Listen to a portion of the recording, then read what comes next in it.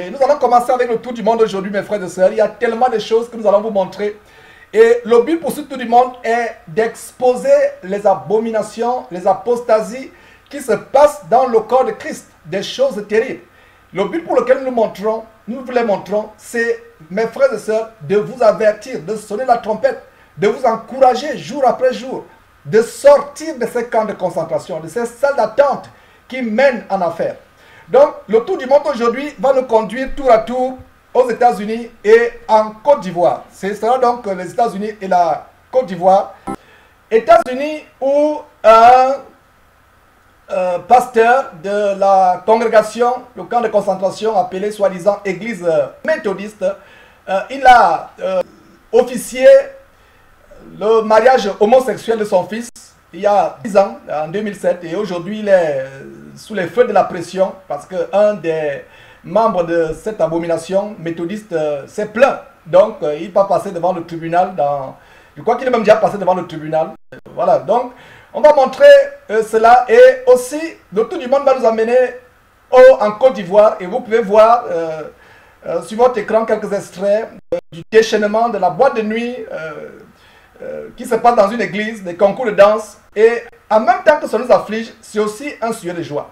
Il y a une sœur du côté de, je crois, de Côte d'Ivoire ou de France actuellement, je n'en suis pas exactement sûr, qui nous a fait parvenir ces vidéos, et elle a témoigné d'être sortie de l'église, où il y a ces concours de danse, où il y a des déchaînements, des pas cadencés, des concours de danse, une église transformée en véritable boîte de nuit. Donc elle est sortie de là. Et elle était tellement bénie, après avoir regardé notre émission sur les églises boîtes de nuit, musique chrétienne diabolique. Elle est sortie de là et elle s'est vraiment rendue compte à quel point elle était aveuglée.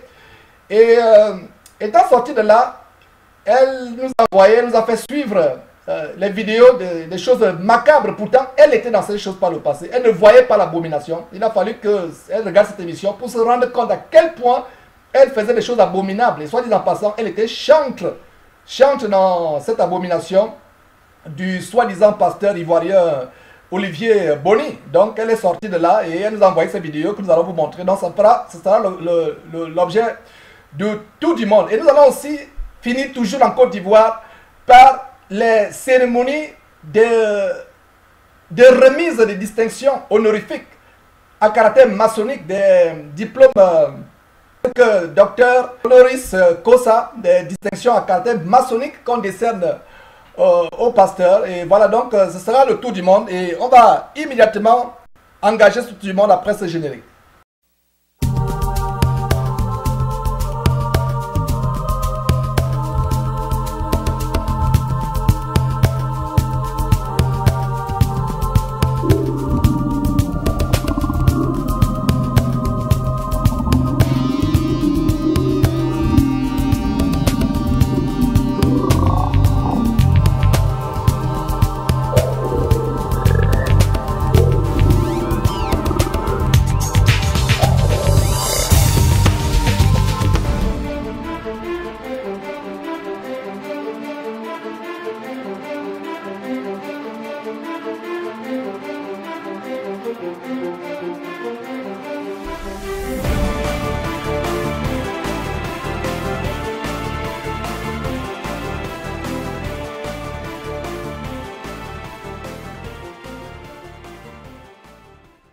Comme je l'ai annoncé, les distinctions honorifiques qui sont décernées à certains pasteurs. Et en fait, c'est des distinctions à caractère franc-maçonnique qui sont discernées à ces pasteurs. Des distinctions franc-maçonniques qui sont décernées. Et nous allons voir qu'est-ce qu'il y a derrière. Et voilà, il y a une organisation en Côte d'Ivoire, ça s'appelle Ubifoc. Je l'ai tout simplement découvert en préparant cette émission. En fait, c'est cette sœur qui m'a envoyé ces liens, la sœur dont je vous parlais, qui a été délivrée de l'abomination de ce soi-disant homme de Dieu, Dimovor, faux pasteur, Olivier Boni, ivoirien. Elle a été délivrée, elle était chante dans cette abomination. Donc, elle nous a fait parvenir ces vidéos. Et d'ailleurs, voilà donc, vous voyez là, Université biblique interconfessionnelle. Donc, la parole déclare Université interconfessionnelle de formation chrétienne. Je vais ouvrir une parenthèse, mes frères et sœurs. Il n'y a pas dans la Bible une telle aberration telle qu'une école de formation chrétienne. Il n'y a pas une telle aberration telle qu'une université biblique. Il n'y a pas, vous qui faites des formations, comme cette formation par exemple, là vous avez justement cette abomination, ils font des formations. Cela est contre la parole de Dieu. Prenez l'exemple de Pierre. Pierre, un pécheur, un dernier de la société, le rebut de la classe sociale, le rebut de la société. Pierre ne savait même pas, était un homme inculte, un homme du peuple, il ne savait même pas lire. Mais qu'est-ce qui se passe? Pierre, une fois qu'il a reçu la puissance du Saint-Esprit, vous pouvez lire ça dans Actes chapitre 2, Pierre a donné un sermon que même les docteurs de la loi auraient eu du mal à donner. Pourquoi? Parce qu'il était rempli du Saint-Esprit. Notre école, c'est l'école de Jean chapitre 14, verset 26. C'est le Saint-Esprit. Il n'y a pas une telle abomination, une telle aberration, telle que les écoles de formation. Vous pouvez lire là la caravane des aigles.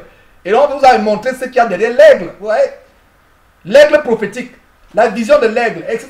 Ça, c'est des francs-maçons qui sont derrière. Vous pouvez même voir d'abord le symbolisme. Et j'ai toujours voulu que les émissions sur Jésus-Christ TV soient collégiales, interactives, participatives. Et discerner les symboles maçonniques, mes frères et sœurs, discerner. Vous pouvez voir. Voilà donc une cuvée. Des femmes d'ailleurs qui sont habillées comme des hommes, avec des cravates. C'est une abomination, soit dit en passant. Pour une femme de s'habiller comme un homme. Des choses terribles. Et mes frères, il n'y a pas une telle... Vous voyez donc Ubifoc, Académie du Réma. Donc qu'est-ce que nous avons découvert? C'est que Ubifoc, qui fait l'objet donc de ce tour du monde sur Jésus-Christ TV, décerne des distinctions telles que, des distinctions honorifiques telles que Docteur Honoris Causa. Ils ne savent pas, allez faire des recherches mes frères et sœurs, vous allez voir que cette distinction a une connotation franc-maçonnique, elle vient du Moyen-Âge. Les chefs d'État, les hommes du pouvoir, les gens de ce monde reçoivent cette distinction d'Honoris Causa. Nous les chrétiens, nous n'avons pas à recevoir nos distinctions sur terre. Nous allons les recevoir plus tard. Donc, sans plus tarder mes frères, je vais vous montrer cette... voilà, donc vous pouvez voir d'ailleurs distinction. Vous pouvez voir sur votre photo défiler Raoul Wafo qui a reçu cette distinction. Ils sont nombreux qui ont reçu cette distinction. Distinction honorifique à caractère, à connotation franc-maçonnique par cette association Ubifoc, l'Académie entre parenthèses du Réma. Vous pouvez donc voir Raoul Wafo avec sa bande. Des personnes qui aiment, voilà, les choses du monde, les plaisirs du monde, la distinction des hommes. Voilà, ils font leurs choses pour être reçus, pour être vus des hommes. Vous voyez aussi, c'est le tour, après Raoul Wafo, c'est le tour de Guy Vincent Kodja qui reçoit également. Donc, c'est un parterre. C'est un parterre de personnes qui ont reçu cette distinction. Et c'est une organisation qui décerne des prix aux pasteurs, faux pasteurs, d'Imovore, véritables francs-maçons. Et c'est terrible, mes frères et sœurs. Sortez de leurs abominations. Sortez de leurs abominations. Vous voyez, nous revenons encore sur Raoul Wafo. Ça défile. Ils sont nombreux. Nous avons fait ce montage pour vous montrer à quel point. Donc, il semble que c'est quelque chose, c'est une distinction à voir. Quand vous l'avez en Côte d'Ivoire, c'est que vous êtes reconnu comme un grand homme de Dieu. Hein? Et regardez. Et c'est toujours Kodja qui défile. Et mes frères et sœurs, vous devez sortir de ces abominations.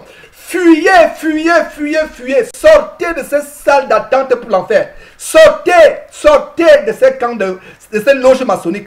Quittez, fuyez ces loges maçonniques. Fuyez, fuyez-les. Fuyez pour votre vie. Détalez, détalez. Voilà un autre, je crois que c'est un soi-disant, je ne sais pas exactement, Idriss, Mohamed Idriss, je crois, quelque chose comme cela, qui reçoit aussi sa part. Voilà, et vous voyez, ils sont nombreux. Sortez de ces choses. Mes frères et sœurs, ils font leurs actions pour être vus des hommes. Ils reçoivent leur récompense. Paul avait dit, sans nous, avez-vous commencé à régner le règne sur terre, des rois, l'élévation sur terre. Regardez tous, il y a plusieurs qui ont reçu cette distinction, de cette abomination. Regardez, vous pouvez voir, mes frères et sœurs, quelle abomination. Quelle abomination. Et d'ailleurs, je peux zoomer sur... voilà. Voilà, regardez, voilà, on peut zoomer, en zoomant ici, qu'est-ce que vous voyez? Voilà sur le site justement de, je crois que le site de cet homme, qu'est-ce qu'on peut voir là? Olivier Boni, voilà, c'est sur le site de Olivier Boni, qu'est-ce que nous pouvons voir?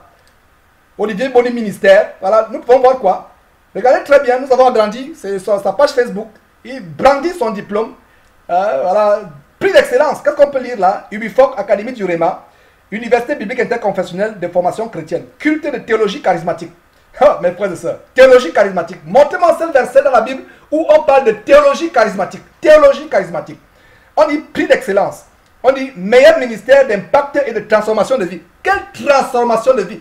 Les vies ne sont pas changées. Et vous allez voir, cette sœur dont je vous parle, Marie, qui a fui pour sa vie le camp de concentration d'Olivier Boni. Vous allez voir quelle transformation. Vous allez voir un culte, non seulement un culte, plusieurs cultes transformés en des boîtes de nuit. Et on parle de transformation de quelle vie?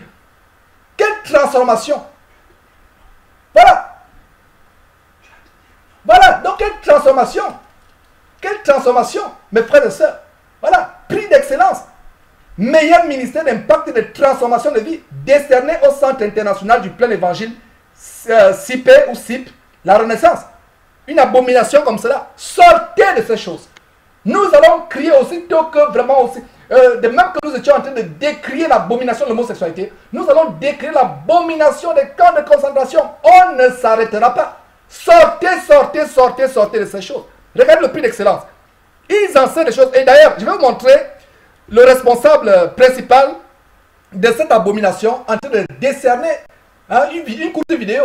Et dans la vidéo, suivez attentivement cette vidéo. Mes frères et sœurs, c'est un scandale. Vous allez suivre dans cette vidéo comment il promet même, le responsable de l'UBIFOC promet à Olivier Boni de parler de lui auprès des instances gouvernementales, parlementaires, diplomatiques, pour qu'on les lève au rang de chevaliers. C'est de la franc-maçonnerie, des hommes de Dieu qui sont attachés au monde, aux choses du monde. Nous décrions ces choses et on n'est pas tendres. Mes frères et sœurs, nous ne sommes pas tendres. Donc voilà, je vais monter la vidéo et on va revenir après cela. Le ciel, tu peux ne pas être accrédité, tu ne peux pas être éligible. Et il y a les critères d'éligibilité. Amen. Amen. Comme j'aime cet homme, je vais donner 20 critères d'éligibilité. Alléluia. Les pasteurs qui travaillent, il y a des noms de télévision dans les collègues que l'église est une entreprise. Tant que tu ne gères pas l'église comme une entreprise, tu as un problème. Le pasteur doit être déclaré à la CNPS. L'église doit être des comptes bancaires. La famille Seigneur sur aussi va porter le nom de l'église. Alléluia. Et c'est tout ça qui fait qu'il y a de la considération. Et je sais que le bishop Olivier Boni, alléluia, souvent quand quelqu'un vient le voir au nom de l'église, il s'en va ici, un chef au nom de l'église pour donner. Nous avons que l'église a un compte bancaire. Parce que les pasteurs sont déclarés à la CPS. Alléluia, à Bourg-Natana,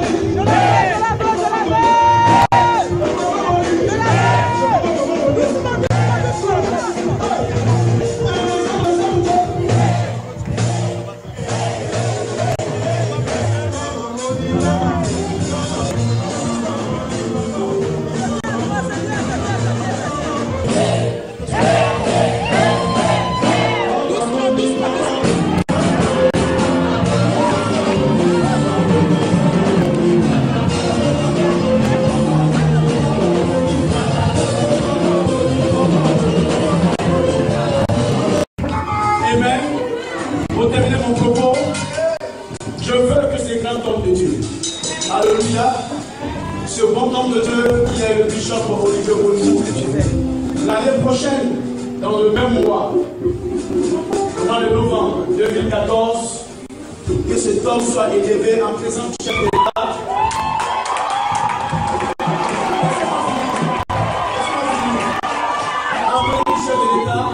En présence des ambassadeurs accrédités en Côte d'Ivoire, en présence du ministre de tutelle et des ministres de l'Intérieur de la CEDEAO, cet homme soit élevé au grade de chevalier de l'ordre de l'Évangile.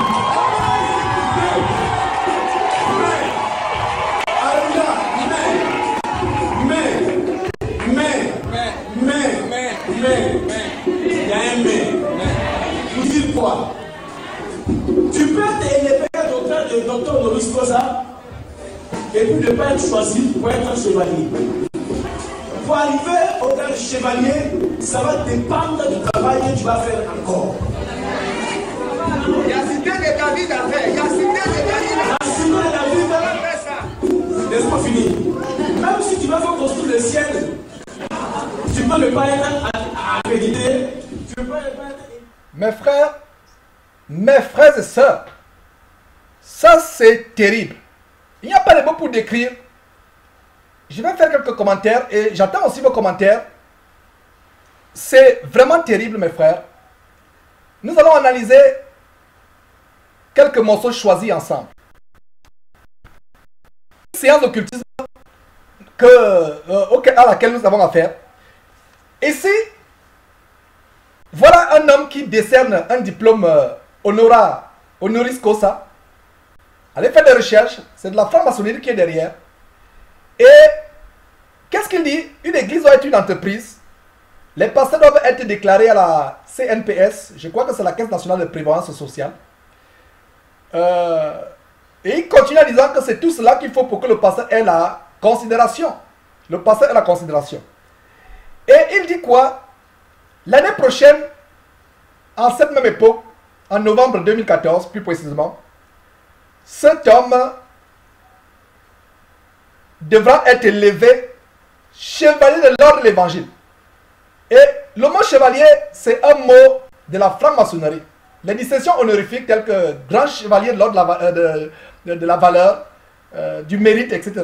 Ces distinctions décernées par des chefs d'État, des francs-maçons, voilà des personnes qui sont attachées au monde, qui sont élevées. Donc il dit cette année, cet homme sera élevé en présence du chef d'État. En présence du chef d'État, voilà, il y a quelqu'un, un commentaire, le logo. Regardez, envoyez vos commentaires, les logos maçonniques qui sont là, tous ces logos. Ils seront, donc revenons sur Olivier Bonny. Et d'ailleurs, Olivier Bonny, la sœur qui est sortie de là, Marie, c'est elle qui m'a fait comprendre que dans l'émission qu'on a faite, Église Bois de Nuit, c'est lui qui danse ses temps en blanc. Si vous allez revoir cette émission, il y a quelqu'un qui danse en blanc qui dit que la gloire de Dieu se reflète dans sa vie. Il est en blanc devant un lutrin, il montre sa chaussure, il montre son costume blanc, et il montre que la gloire de Dieu est resplendie sur sa vie, et il montre ces choses. Et regardez-moi la chanson, à savoir que je ne suis pas né au hasard. Il y a tellement de choses, je suis en train de commenter cette vidéo, vous avez écouté la chanson, je ne suis pas né au hasard. Des choses qui flattent l'ego, l'orgueil, la fierté, l'amour propre. Une chanson, je ne suis pas né au hasard. Et si vous n'êtes pas né au hasard, et les autres, qu'en est-il des autres?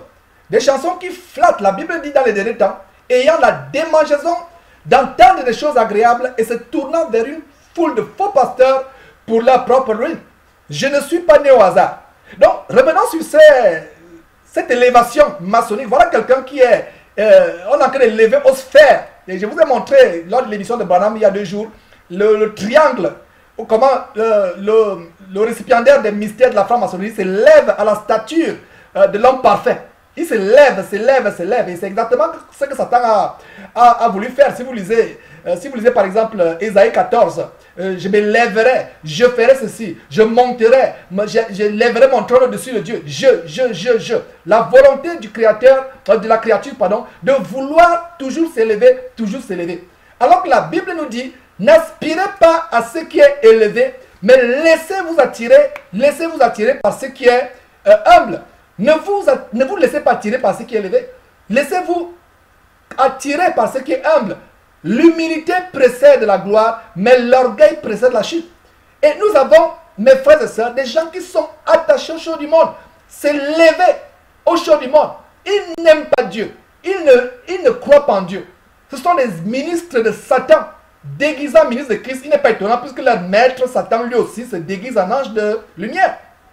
Quelqu'un, on lui promet qu'il sera élevé à la même époque, l'année prochaine, novembre 2014, en présence des ambassadeurs, en présence du corps diplomatique, des ministres de la CEDEAO, du chef de l'État, élevé. Oh, mes frères et sœurs, le chef d'État ivoirien, actuellement, à ma connaissance, n'est pas chrétien. Si je ne me trompe pas, il serait conditionnel. C'est un franc-maçon, il n'y a pas de doute là-dessus. En dehors du fait qu'il est franc-maçon, il est d'obédience musulmane. Comment un soi-disant homme de Dieu, j'interprète votre bon sens, vous qui êtes encore retenu captif dans les filets de ces oiseleurs, sortez des filets des oiseleurs. J'interprète votre bon sens. Comment un homme de Dieu qui sait Christ sera élevé au rang de chevalier de l'ordre de l'évangile devant quelqu'un, un chef d'État qui est musulman? Répondez à cela. J'interprète votre bon sens, mes frères et sœurs, sortez de ces choses. Sortez de ces choses. Et il y a tellement de symboles. Et on va terminer d'ailleurs, vous avez vu les pas de danse, ce jour-là c'était vraiment, l'église s'était déchaînée à une boîte de nuit. Et non seulement ce jour-là, vous allez voir que presque tous les cultes, nous avons fait ramasser de différentes vidéos, presque tous les cultes sont transformés en de véritables boîtes de nuit, des bals dansants, des concours de danse. Et d'ailleurs c'est une compilation de photos, je vais dire de vidéos plutôt, que cette sœur qui s'est échappée de cette abomination, c'est elle qui nous a envoyé. Et voilà, donc je vous laisse en compagnie une dizaine de minutes de ces abominations et on revient après cela.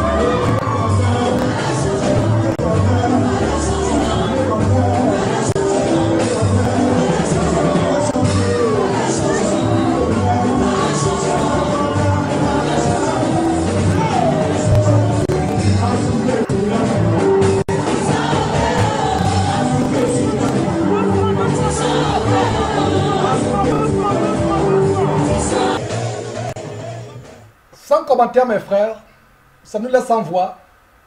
Sans commentaire. Aux États-Unis, avec ce scandale qui secoue l'église méthodiste du fait qu'un pasteur, Frank Schaeffer, a officié il y a 6 ans, plus précisément en 2007, le mariage homosexuel d'un de ses enfants, de son fils. Et voilà, c'est ce que je vais vous montrer pour engager ce tour du monde.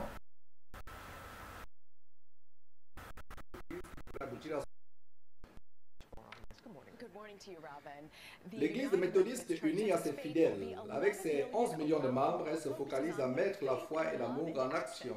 Et c'est justement ce qu'un révérend a fait, mais l'Église pose maintenant des questions. Est-ce que ce pasteur est prêt à tout abandonner pour son fils, même si cela revient à être expulsé du sacerdoce de l'Église méthodiste pour avoir officié le mariage homosexuel de son fils? Je me sens totalement honoré et j'étais rempli de joie. Le révérend Frank Schaeffer déclare que son fils Tim était forcé d'admettre qu'il est gay quand il avait 17 ans, mais instantanément sa femme et lui ont accepté la nouvelle. Il pleurait dans son intimité plusieurs fois. Il savait que ce n'était pas juste parce qu'il écoutait ce message de son église. Schaeffer dit qu'il a informé ses supérieurs qu'elle devait officier le mariage en 2007, mais ils n'ont rien fait pour le stopper. Mais 6 ans plus tard, un membre de l'église s'est plaint. Maintenant, le pasteur passera devant un tribunal composé de ses pairs lundi pour déterminer s'il peut demeurer un pasteur. Quel est mon crime? J'ai béni 2 personnes qui s'aimaient l'un l'autre. Il a des supporters comme Serveillé avec des bougies et d'autres confrères pasteurs. Jésus, notre Seigneur et Sauveur, n'a jamais mentionné l'homosexualité. Et mon opinion est que si c'est aussi important, pourquoi ne l'a-t-il pas mentionné? Si ton père est expulsé, penses-tu que cela aura valu la peine? Ceci pour commencer la conversation, il faut revisiter les règlements discriminatoires. Je pense que cela aura valu la peine. En dépit du verdict, il affirme qu'il le fera encore. Ils sont tes enfants, ils sont ta chair et ton sang. Une page Facebook supportant le révérend Schaffer a reçu plus de 2000 M. Nous nous sommes rapprochés de l'église, mais Rob B a refusé de commenter. And get away with anything. He informed his superiors when he was doing it. They had no problem. And then a parishioner comes forward 6 years later. 6 years later, and they said they really wanted this to be a private ceremony. They didn't want to do this real big public announcement and bring it back in.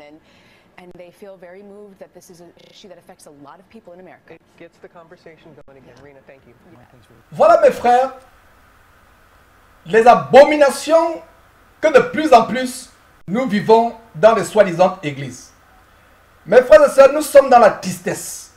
Nous sommes dans la tristesse, la désolation. Voilà ce qui se passe dans le monde babylonien, dans les églises camps de concentration. Quand nous vous disons que ces églises sont des salles d'attente pour l'enfer, vous ne comprenez pas. Voilà un pasteur qui dit qu'il n'y a pas de problème avec l'homosexualité et que Jésus n'a jamais mentionné l'homosexualité et qu'il n'y a pas de problème, ce n'est pas important. Mes frères et sœurs, j'ai mal à la place de cet homme. C'est malheureusement ce que nous sommes en train de vivre dans ces camps de concentration. L'homosexualité est une abomination comme tout autre péché. Et en dénonçant ces choses, comme je l'ai toujours dit et je le répète, ce n'est pas de l'homophobie. C'est de l'amour pour les âmes. Nous n'avons pas de la haine à l'égard des homosexuels ou à l'égard de tous les autres pécheurs. Sinon, nous ne serions pas derrière cette antenne. Pour tambouriner, marteler, sonner la trompette tous les jours vis-à-vis du péché. Contre le péché. L'homosexualité ébranle les fondations de la civilisation humaine.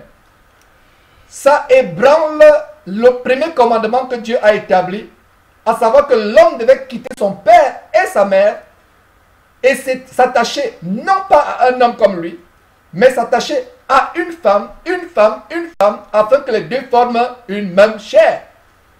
Voilà des soi-disant hommes de Dieu qui bafouent la parole de Dieu en cautionnant le mariage entre un homme et un homme, une femme et une femme. Nous ne serons pas surpris, comme je l'ai toujours dit, que dans quelques mois ou quelques années, ils célèbrent le mariage entre un homme et une chèvre, une femme avec un cheval ou avec un serpent. On ne sera pas surpris. Ou alors avec des poupées gonflables. C'est des abominations. Même les animaux ne sont pas arrivés à un degré aussi bas que la race humaine en train d'atteindre. On n'a jamais vu un chien aboyer derrière le sexe de notre chien. On n'a jamais vu une chèvre bêler après le sexe d'une autre chèvre. Ça, c'est des choses anti-nature. C'est contre nature. Et nous devons décrier ces choses. Vous ne voyez pas ce qui se passe, mes frères et sœurs. Ce qui est en train de se passer, c'est que après les gouvernements, après les parlements, les cours suprêmes, après les organisations non gouvernementales, c'est au tour du corps de Christ d'embrasser l'homosexualité. L'homosexualité est de plus en plus embrassée dans les dénominations. Et cela est terriblement terrible. Il n'y a pas de mots pour décrire. Toute une ville a été détruite à cause de la sodomie. Nous avons le cas de Sodome et Gomorrhe. Lot, avec ses deux filles, en ont échappé à cause de la sodomie. Et si vous allez lire cette merveilleuse histoire, merveilleuse parce qu'elle nous montre vraiment le standard de comment un homme a tenu ferme au milieu de l'apostasie, de l'abomination.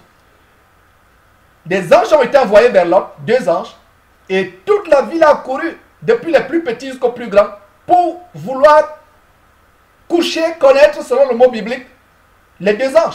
En fait, il s'agissait de la sodomie. C'est pour ça qu'on parle de Sodome et Gomorrhe, la sodomie.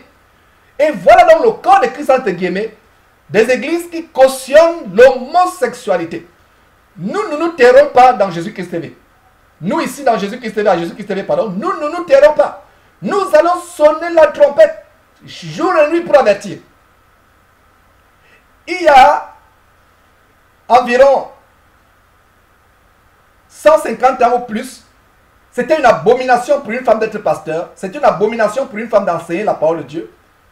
C'est une abomination pour une femme de porter un pantalon ou de s'habiller de manière voluptueuse. Il y a environ 150 ans, 170 ans. La première femme pasteur, c'était dans les années 1850. La première famille américaine. On a montré cela lors de l'émission. Est-ce que la femme pouvait être pasteur ou enseigner? Et on a répondu bibliquement que non, ce n'est pas possible. C'était OK. Et aujourd'hui, de plus en plus, c'est OK. La première femme d'ailleurs africaine, c'était une Kenyane. C'est dans les années 80, je crois 83 si je ne me trompe pas. La première femme africaine à être pasteur. Aujourd'hui, l'homosexualité est en train de devenir normale. Elle ne sera jamais normale.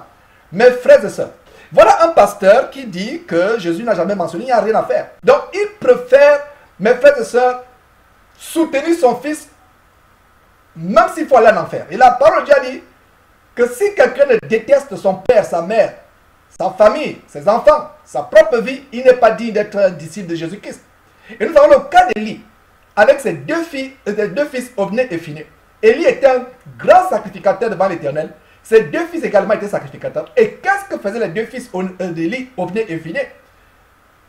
Non seulement, ils profanaient les offrandes de Dieu, mais ils couchaient avec des femmes devant la tente d'assignation. Imaginez-vous la tente d'assignation qui représentait l'endroit où Dieu résidait. Ils profanaient cet endroit en couchant avec les femmes juste devant la porte de la tente d'assignation. Leurs noms sont Hophni et Phinehas. Leur père n'a rien dit. Et qu'est-ce qui s'est passé? Allez lire l'histoire. La sentence est tombée. Ils sont morts. Les deux fils sont morts le même jour. À cause du fait que son père était laxiste, son père fermait les yeux. Voilà un pasteur qui choisit entre l'amour pour Dieu et l'amour pour son fils. Et il penche pour l'amour de son fils au détriment de la parole de Dieu. Et vous pouvez voir la tristesse sur cet homme, la tristesse sur ce père, ce Frank Schaeffer. C'est des abominations. J'aimerais vous rappeler la parole de Dieu, mes frères. Allons dans Lévitique. Ce que la parole de Dieu déclare. Nous devons rappeler ces choses jour après jour. Que dit la parole de Dieu? Nous sommes là dans Lévitique chapitre 18. Parce que la parole de Dieu ne change pas. Parce que quand nous prions, on dit Jésus-Christ est le même hier, aujourd'hui et tellement. Quand nous demandons des choses dans la prière, et d'ailleurs, nous avons le sujet de la prière aujourd'hui. Mais quand il est question d'appliquer la parole de Dieu, on commence à raisonner. On commence à dire que non, les choses ont changé, les temps ont changé. Mais quand il faut demander des choses à Dieu, invoquer la puissance de Dieu, on est fort pour dire que Jésus est le même hier, aujourd'hui, éternellement. Jésus-Christ est la parole de Dieu selon Apocalypse chapitre 19, verset 13. Il est la parole. Jésus est le sujet de la parole de Genèse chapitre 1, verset 1, Apocalypse chapitre 22, verset 21. Donc quand ce soi-disant homme vient dire que Jésus n'a jamais mentionné l'homosexualité, donc c'est ok, je me demande bien quelle Bible il lit. J'espère pour lui qu'il ne lit pas l'une des deux Bibles des homosexuels, Queen James et Lady Diana. Donc, voilà ce que la vraie Bible, la vraie parole de Dieu dit. Nous sommes en Lévitique chapitre 18, verset 22. Il a dit quoi? Tu ne coucheras point. Il n'est pas dit pas. Je vous ai toujours donné la différence entre pas et point. Tu ne coucheras point. Ça dit absolument point. Avec un homme comme on couche avec une femme. C'est une abomination, mes frères. C'est une abomination, abominablement, totalement et complètement abominable. C'est une abomination. Tu ne coucheras point avec un homme comme on couche avec une femme. C'est une abomination. A-B-O-M-I-N-A-T-I-O-N. Une abomination abominable. Voilà le standard de la parole de Dieu. Et nous allons dire cela et le redire. Même si tous les hommes de Dieu, soi-disant, ou plutôt les hommes de Dieu à travers le monde, embrassent l'homosexualité dans leur camp de concentration, il restera un reste fidèle pour proclamer cela. La race humaine a commencé avec le mariage et la race humaine finira avec le mariage. Le mariage par lequel la race humaine a commencé, c'était le mariage dans le paradis, le jardin d'Éden, entre Adam et Ève. Et la race humaine va terminer avec un mariage. La célébration grandiose, spectaculaire et phénoménale des noces de l'agneau entre Jésus-Christ et l'Église. Le mariage est important aux yeux de Dieu. Dieu ne laissera pas impuni quiconque s'attaque à la première institution que Dieu établit sur terre. La première institution avant même les gouvernements, avant même les églises, avant tout, le mariage, c'est par là où le monde, la race humaine a commencé. Voilà ce que dit Lévitique chapitre 18, verset 22 sur votre écran. Et que dit Lévitique chapitre 20, verset 13? Si un homme couche avec un homme, comme on couche avec une femme, ils seront quoi? Ils ont fait quoi, pardon? Ils ont fait tous deux une chose abominable. Ils seront punis de mort. Une chose abominable. Pour vous donner un peu l'exemple de ce que c'est une chose abominable, prenez l'exemple, mes frères et sœurs. Quelqu'un veut faire une surprise désagréable. Il amène un chien en putréfaction. Un chien qui a une voiture écrasée. Le chien en putréfaction. Et il vient mettre cela sous votre couette pendant que vous dormez. Et vous vous réveillez à côté de la pestilence du chien en putréfaction avancé plein d'asticots. Voilà une abomination, par exemple. Vous allez crier au scandale. Voilà comment Dieu voit un homme qui couche avec un homme, une femme qui couche avec une femme, ou un homme ou une femme qui couche avec des animaux, ou qui utilisent des golomichets, des poupées gonflables, ou des jouets qu'ils achètent dans les sex shops, ou un homme qui se masturbe, ou un homme qui commet l'adultère, des péchés sexuels. La parole de Dieu dit, tel péché, tel autre péché est hors du corps. Mais celui qui commet l'impudicité, la fornication, pêche contre son propre corps. Mes frères et sœurs, c'est sérieux ce que nous partageons. Si un homme couche avec un homme, verset 13 de Lévitique chapitre 20, comme on couche avec une femme, ils ont fait quoi? Tous deux, une chose abominable, ils seront punis de mort. Leur sang retombera sur eux. Voilà cet homme qui dit que nous allons voir ce que le fidèle apôtre de Jésus-Christ, Jésus lui a apparu sur la route de Damas. Le fidèle apôtre Paul, Jésus lui a apparu afin qu'il serve de témoin. Et voilà donc ce Paul qui enseigne sur l'homosexualité. Il enseigne, il met en garde. Et si vous lisez en Romains, avant de lire cette écriture, mes frères et sœurs, vous pouvez voir en Romains chapitre 1, ouvrez vos Bibles, nous sommes justement en Romains chapitre 1. Vous avez une diapositive sur votre écran, les trois versets, verset 26, verset 26, verset 32. Mais nous allons d'abord voir le verset 1. Le verset 1 dit quoi? Paul, serviteur de Jésus-Christ. Voilà le serviteur de Jésus-Christ. Donc quand ce pasteur, et de plus en plus, voilà l'argumentaire, les gens raisonnent. Alors que la parole de Dieu dit dans 1 Corinthiens chapitre 10 verset 5, plutôt 2 Corinthiens chapitre 10 verset 5, que nous renversons les raisonnements.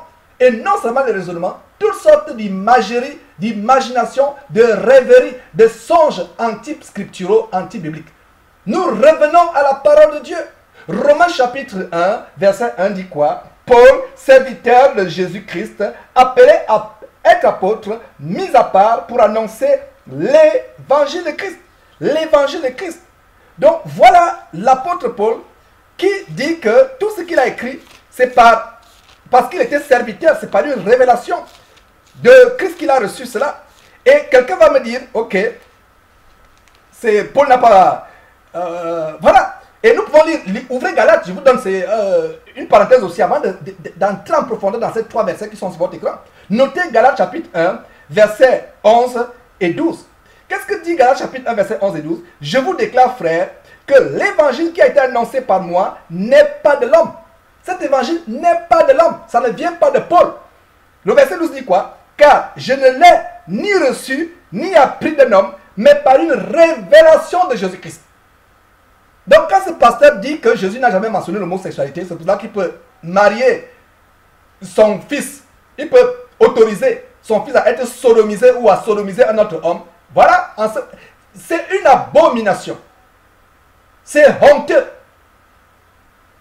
Dieu a interdit ces choses. Et comme je le disais, si un homosexuel m'écoutait ou écoutait cette vidéo plus tard quand elle sera publiée par la grâce de Dieu, il se rendait compte que c'est quelque chose contre nature. Ouvertement, ils sont gays. On parle de gays. Gay pride, les gay parades, ils sont gays. Il n'y a pas de joie à être pédé, à être homosexuel. Il n'y a pas de joie, c'est une abomination. Il y a certains qui m'ont contacté qui disent, frère, tu as raison, ce que tu enseignes, tu as raison. Ouvertement, on est là. C'est pour ça qu'ils vivent une vie grégaire, une vie associative. C'est pour ça qu'ils sont entre eux pour se soutenir. Mais quand ils se retrouvent seuls, dans l'intimité de leur drap en pleine nuit, ils sont lamentables. Toi, un homme, quand tu te lèves le matin, sentant le parfum d'un autre homme sur ton corps, tu es triste. Ce n'est pas la volonté de Dieu. Ce n'est pas la volonté de Dieu. Ils sont tristes. C'est pour ça que le taux de suicide est élevé, la dépression est élevée. Et vous avez la délivrance en Jésus-Christ. Vous avez la délivrance. Nous n'avons pas la haine pour vous comme la haine pour tout autre pécheur. C'est par amour que nous disons ces choses. Les flammes de l'enfer ne badinent pas. L'enfer ne badine pas, mes frères et sœurs. L'enfer ne badine pas. Certains regretteront ces paroles, ces cris que nous sommes en train de faire maintenant. Certains vont les regretter d'éternité en éternité. Ils vont regretter, ils vont dire, cet homme Georges aurait dû être plus dur. Aurait crié plus fort. Mes frères et sœurs, je ne peux pas crier plus fort au risque de me faire exploser les cordes vocales. C'est tout ce que je peux dire. Sortez de ces abominations. Et si vous êtes sérieux, si vous détestez cela, Dieu va vous délivrer. Dieu ne nous délivre pas de ce que nous aimons. Dieu nous délivre de ce que nous détestons. Si quelqu'un aime l'homosexualité, Dieu ne l'en délivrera pas. Il faut d'abord arriver au point où vous détestez cela. Vous dites, Seigneur, je hais cette chose. Délivrement, délivrement, Seigneur, je la déteste, je l'abhorre, je la déteste au plus haut point. Voilà donc que dit Romains chapitre. Revenons sur ce verset qui est sur votre écran. Qu'est-ce que nous voyons? Voilà donc, on a vu dans Galates chapitre 1, versets 11 et 12, où l'apôtre Paul disait, je vous déclare, frères, que l'évangile qui a été annoncé par moi n'est pas de l'homme, verset 12. Je ne l'ai ni reçu, ni appris d'un homme, mais par une révélation de Jésus. Donc, Paul, ici, dans les 3 versets qui sont sur votre écran, parle par révélation, une révélation de Jésus-Christ. Donc, nous fermons la bouche à ce Frank Schaeffer, qui non seulement aurait dû être ferme avec son fils, mais aurait enseigné ces choses. D'abord, c'est une abomination d'être dans une congrégation, quoi que ce soit. Déjà que même le fait même d'être, ça ne nous surprend pas. Le fait d'être dans une congrégation baptiste, évangélique, méthodiste, luthérienne, épiscopale, peu importe, presbytérienne, les dénominations sont antichrist. On n'a jamais vu la dénomination de la Bible. Quand il y a une dénomination, montagne de feu, rivière de grâce, c'est cela. Il y a même une église au Gabon, comme je l'ai dit la dernière fois, qui s'appelle Église la souffrance est finie. Tout cela, c'est des abominations. Donc, au départ, c'est une abomination. Donc, mes frères et sœurs, c'est terrible. C'est terriblement terrible. Donc, nous devons dénoncer ces choses avec la plus grande fermeté, avec la plus grande véhémence. Nous devons avoir la haine du péché.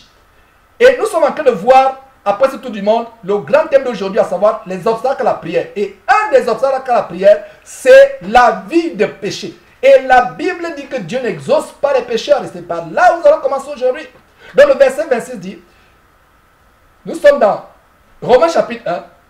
C'est pourquoi Dieu les a livrés à des passions infâmes. Des passions infâmes. Car les femmes ont changé l'usage naturel en celui qui est contre nature. Regardez, changer. Dieu a établi un standard des relations sexuelles, du mariage, mais les gens changent. Ils disent non, on va se rebeller. Et ça, c'est le signe de la rébellion. On dit Dieu a eu tort de créer un homme et une femme. Dieu a eu tort de dire qu'un homme doit aller avec une femme. Alors nous, on va changer. Donc au lieu de passer par les voies que Dieu a établies pour qu'on puisse avoir le plaisir sexuel dans le cas du mariage, les gens disent non, nous on va avoir le plaisir sexuel par d'autres orifices, par d'autres voies, la sodomie. Et on commence par les femmes qui ont changé l'usage naturel en celui qui est contre nature. Verset 27. Et de même les hommes faisant quoi? Abandonnant l'usage naturel de la femme. Soulignez l'usage naturel de la femme. Il y a un usage naturel de la femme. L'usage naturel de la femme, c'est une femme que vous épousez, que vous mettez dans votre maison, et ce mariage est honoré de tous. L'usage naturel de la femme. L'usage naturel de la femme, ce n'est pas d'aller prendre une prostituée. Quand vous prenez une prostituée, vous n'êtes pas différent d'un homosexuel. Parce qu'il y a un usage naturel de la femme qui est, vous la prenez, vous l'épousez, et ensuite, il y a un usage. Aller avec une prostituée, c'est un usage contre nature. Parce qu'il y a des gens qui vont dire, qui crient au scandale en montant ces choses. Mais vous qui m'écoutez, qui trompez encore vos femmes, qui continuez à vous masturber, c'est un usage contre nature. Qui continue à vous masturber, toi jeune homme qui te masturbe, fais attention.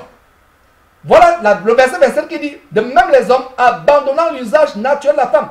Toi qui utilises les poupées gonflables, toi qui vas te branler à 3 h du matin devant les sites pornographiques, les vidéos sur YouTube ou sur Facebook ou peu importe. Il y a un usage naturel de la femme, c'est un usage qui est dans le mariage. Et même dans le mariage, il y a des endroits qui ne sont pas, qui ne doivent pas être utilisés. Il y a un usage. Parce qu'il y a des couples chrétiens, hommes et femmes, qui continuent à faire des usages non contre nature. Qui utilisent d'autres orifices pour prendre du plaisir. Je parle de couples chrétiens, hommes et femmes. C'est des abominations. Il y a un usage naturel de la femme. La bouche n'a pas été faite pour autre chose que de louer l'Éternel et de recevoir des boissons et des aliments pour fortifier le corps. Il y a des endroits que Dieu a mis dans le corps pour décharger les excès de saleté, des excréments. Ces endroits ne doivent pas être utilisés pour se faire du plaisir. Même si dans un couple hétérogène, un couple hétéro, homme et femme chrétien, c'est interdit. Il y a un usage naturel de la femme. Regardez, quand nous lisons la Bible, ne lisons pas vite. Lisons, arrêtons-nous sur tout détail. Ici, il s'agit de quoi? De l'usage naturel de la femme. Donc, le verset 27, et de même les hommes, abandonnant l'usage naturel de la femme, se sont enflammés dans leur désir, les uns pour les autres, comme étant homme avec homme. Regardez, homme avec homme, des choses infâmes. Infâme, c'est le mot moka, abomination. Et recevant en eux-mêmes le salaire que méritait leur égarement. Le salaire, il y a un salaire qui s'attache à ça. Et ce pasteur Frank Schaeffer et tous les hommes de Dieu, que ce soit dans la francophonie, que ce soit aux États-Unis ailleurs, qui sont de plus en plus en train de cautionner l'homosexualité. Ces camps de concentration sont remplis d'homosexuels. Tout simplement parce que ce qui préoccupe ces pasteurs, faux pasteurs, en fait, c'est des dimovores, Ce qui les préoccupe, c'est l'argent des fidèles à dîme. Que vous soyez homosexuel, pédé, ce n'est pas votre problème.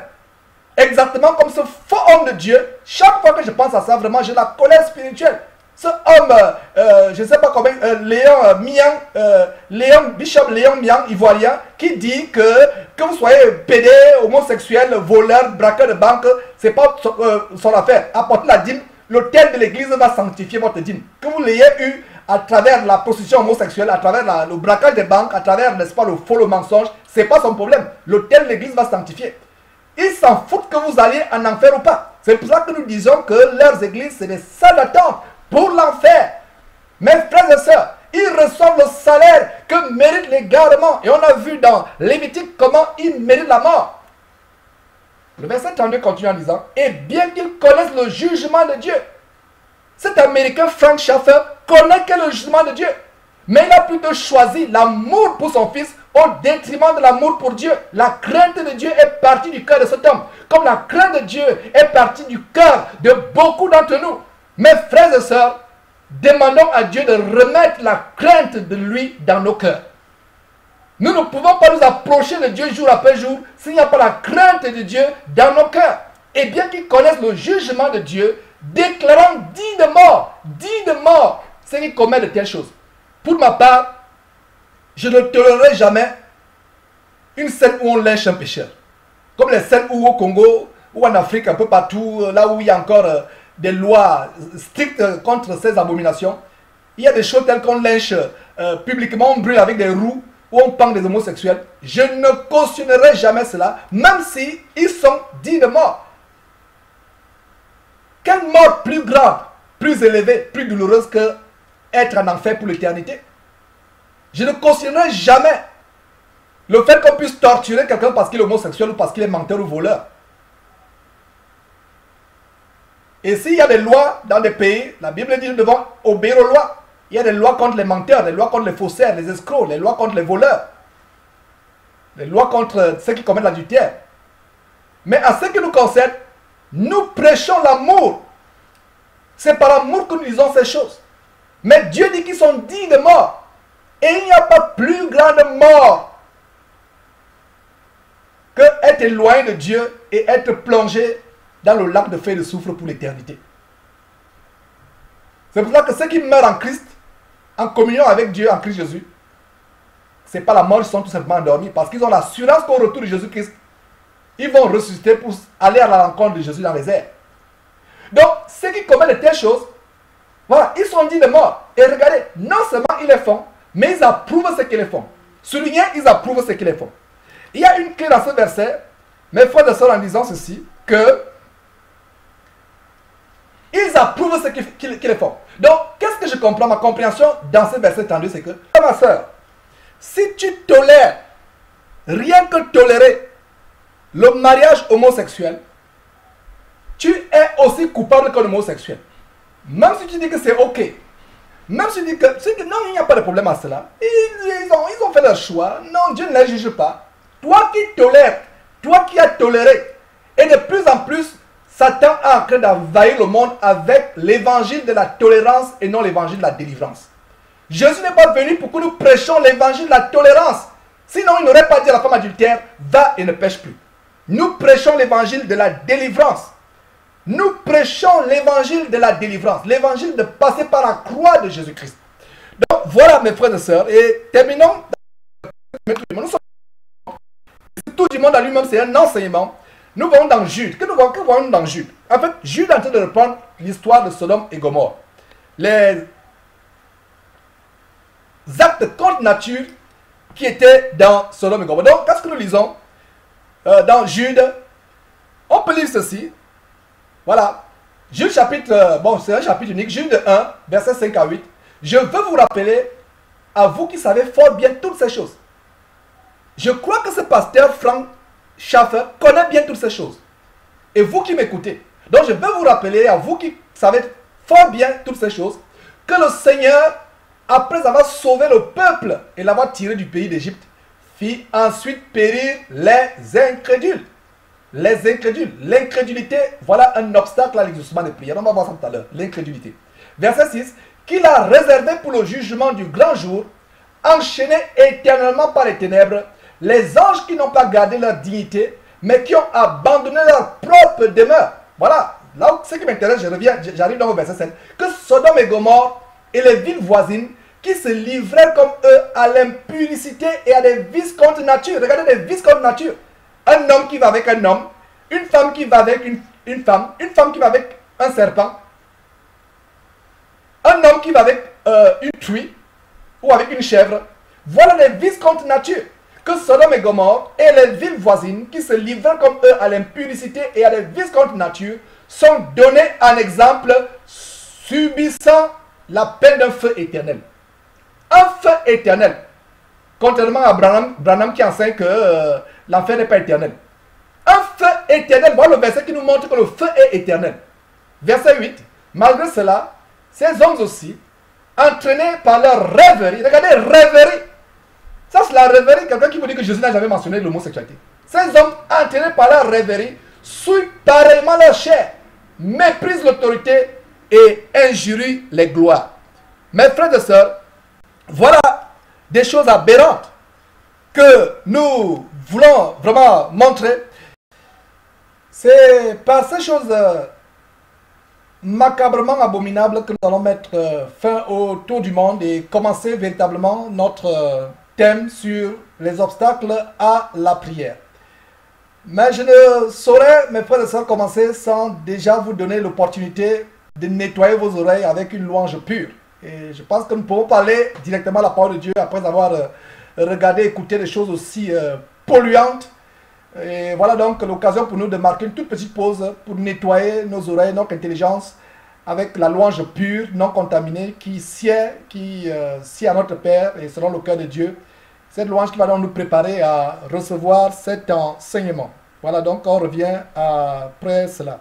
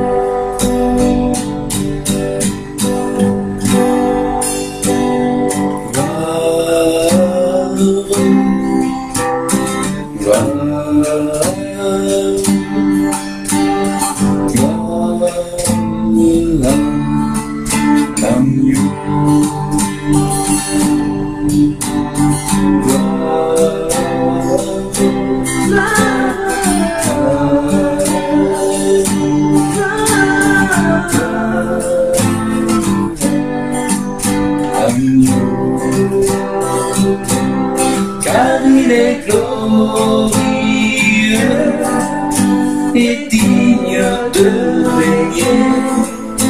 L'agneau est souverain. Nous élevons la voix pour l'adorer. L'agneau est souverain.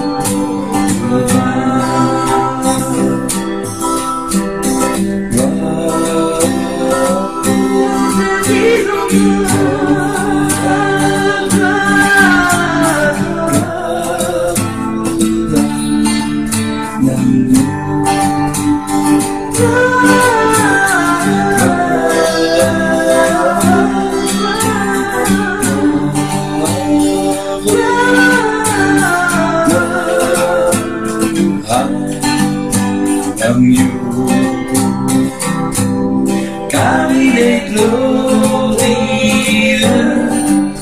et digne de régner. L'agneau est souverain. Pareil, nous élevons la voix pour l'adorer. L'agneau est souverain.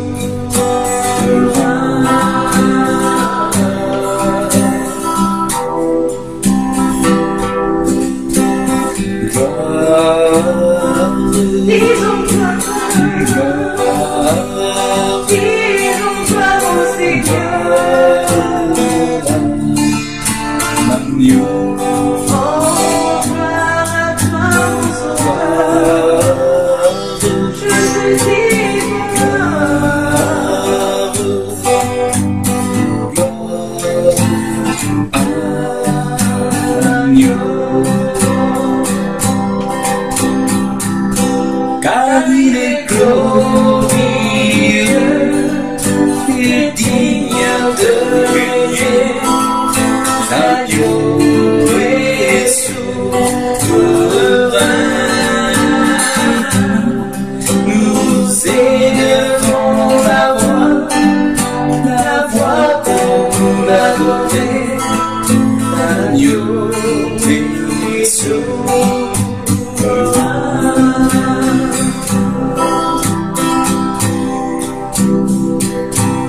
L'agneau est souverain.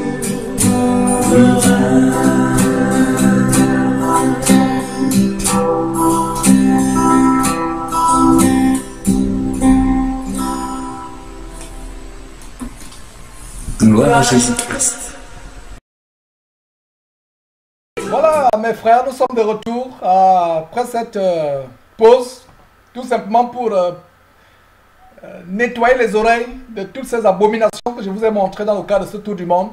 Et avec cette belle chanson, la gloire à notre époux, le Seigneur Jésus-Christ, gloire à l'agneau, gloire à l'agneau. C'est vraiment c'est merveilleux ce cantique, que je peux l'écouter et réécouter et réécouter, parce que notre Seigneur est digne de louange et d'adoration. Toute la gloire. Nous n'adorons pas nous-mêmes, nous n'adorons pas notre pasteur ou un homme, nous n'adorons pas notre église, nous n'adorons même pas Jésus-Christ TV, qui n'est qu'une antenne. Nous n'adorons pas qui que ce soit, aucun homme. Nous adorons Jésus-Christ, Jésus-Christ et Jésus-Christ seul.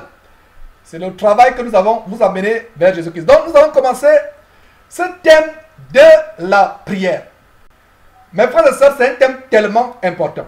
Nous allons commencer aujourd'hui avec les obstacles à la prière. Et plaise à Dieu, on terminera demain ou après-demain avec d'autres sujets. Et on va s'appesantir demain sur le jeûne.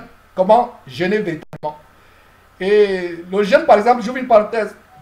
Excusez-moi, le jeûne, c'est quelque chose qui est vraiment négligé dans notre marche chrétienne. Je pense que nous devons revenir au standard où nous jeûnons, mais non pas selon les traditions babyloniennes coutumières, les traditions théologiques, mais jeûner selon la parole de Dieu. Donc, on va commencer ce thème sur comment prier. La prière, c'est un sujet tellement important. Ce n'est pas la prière que nous nous approchons de Dieu. Ce n'est pas la prière que nous entrons dans la présence du Seigneur.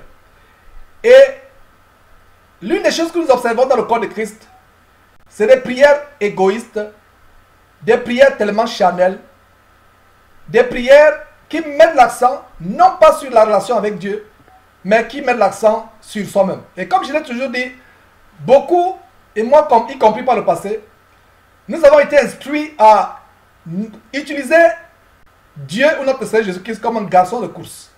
Quelqu'un à qui on peut faire des commandes. On dit, je veux ceci, je veux cela. Et Jacques dit par exemple dans son livre que vous demandez et vous ne recevez pas parce que vous demandez mal pour satisfaire vos passions. La Bible dit que Dieu pourvoit à nos besoins, mais Dieu ne pourvoit pas à nos avidités ou à nos passions. Jacques, je reprends cette écriture, Dieu dit dans cette écriture par la bouche de Jacques, vous demandez et vous ne recevez pas parce que vous demandez mal. Voilà le sujet de cette émission aujourd'hui. Comment demandons-nous mal? Qu'est-ce qui montre que nous demandons mal? Et on va avoir donc plusieurs obstacles. Et chaque fois que nous demandons mal, nous ne recevons pas. Et il y a un piège aussi. Il y a des gens qui prient mal, mais qui reçoivent et concluent qu'ils ont reçu de Dieu. C'est un autre piège. Toute prière exaucée n'est forcément pas exaucée par Dieu. Ça dépend de l'attitude de votre cœur. Ça dépend des motivations que vous avez dans votre cœur quand vous priez. Ce n'est pas parce que vous avez prié et 2 semaines, 2 jours après, 2 semaines après, vous avez reçu votre exaucement et que vous allez conclure que ça vient de Dieu. Nous allons commencer par un premier obstacle, à savoir que Dieu n'exauce pas les pécheurs. Dieu n'exauce pas les pécheurs. Voilà un premier obstacle, le péché. Nous allons voir d'autres obstacles tels que le manque de foi, c'est un obstacle. Le manque de pardon, c'est un obstacle. Vous allez à Dieu alors que vous n'arrivez pas à pardonner à quelqu'un qui vous a fait du mal. Et il y a un autre obstacle, à savoir les mésententes conjugales entre mari et femme chrétienne, entre époux et épouse chrétiens. Les mésententes font obstacle à la prière. Il y a beaucoup de choses qui font obstacle à la prière. Et nous devons prier selon Dieu. Et nous allons voir comment nous prions selon Dieu. Nous ne prions pas selon le monde, selon ce qu'on a appris dans la théologie. Nous prions selon le cœur de Dieu. Et l'enseignement d'aujourd'hui va nous amener à montrer comment nous prions selon le cœur de Dieu. Selon le cœur de Dieu. Et je vais commencer par vous dire, mes frères et sœurs, que vous ne pouvez pas véritablement prier si vous ne connaissez pas la parole de Dieu. La vie de prière n'est qu'en parallèle avec la parole de Dieu. Je vais dire ça d'une autre manière. Dites-moi combien de paroles avez-vous dans votre intelligence? Je dirais comment est votre vie de prière. Je vais encore dire ça d'une autre manière beaucoup plus claire. La prière, c'est la parole de Dieu sur nos lèvres. Nous prions Dieu avec sa parole. Nous allons dans la parole. Je vois cet exemple dans Jacques, au sujet de Élie, qui était un homme de la même nature que nous, dit le livre de Jacques. Il pria pour qu'il n'y eût pas de pluie. Et il n'y eut pas de pluie pendant 3 ans et 6 mois.